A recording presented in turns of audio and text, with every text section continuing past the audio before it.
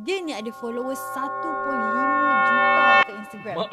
Very young, baru 21 tahun tapi dah ada bisnes dan sangat kaya. Siapa dia?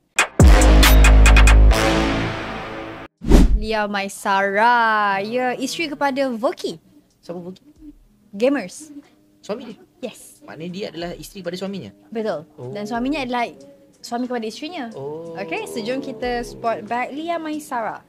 Saya rasa saya macam ingat Lia Maisara ni katanya. Kita pernah review bag dia banyak kali Banyak kali dan setiap kali kita review bos kata bos tak kenal. Tapi nak Asha paling setia. Tak kenal semua perempuan. Ini adalah LV Vanity Chain Pouch. Vanity ni apa? Makeup. Vanity ni basically adalah bag makeup. Bag makeup ataupun kita panggil toiletries. Toiletries bag. Cuma di Malaysia dan level-level kita ni, kita memang transferkan vanity bag tu pergi kepada bag yang bergaya lah. Bag penggayaan lah.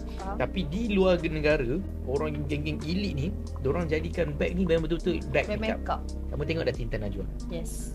Dia pakai bag ni jadi betul-betul makeup tu. Betul. Jom, korang kalau nak shopping ataupun jual handbag dan juga Rolex, klik link dekat bio. Jangan lupa follow. Hanger dia. Tuala LB. Hanger.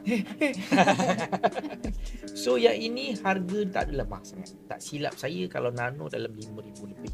Tapi kalau yang ini vanity pouch chain ni dalam RM14,000 sahaja. Dia boleh pegang, dia ada top handle kecil tu, lepas tu dia ada strap.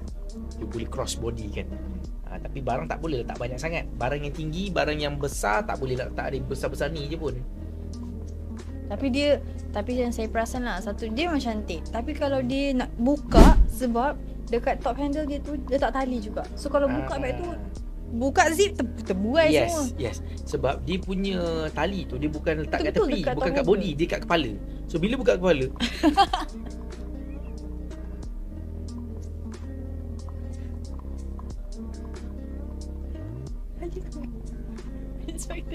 saya tak sure lah yang tu model nano ke ataupun model yang ni. Tapi mesti ada salah satu yang tu lah. Yang tu lah tak silap saya. Saya tak sure yang ni macam mana.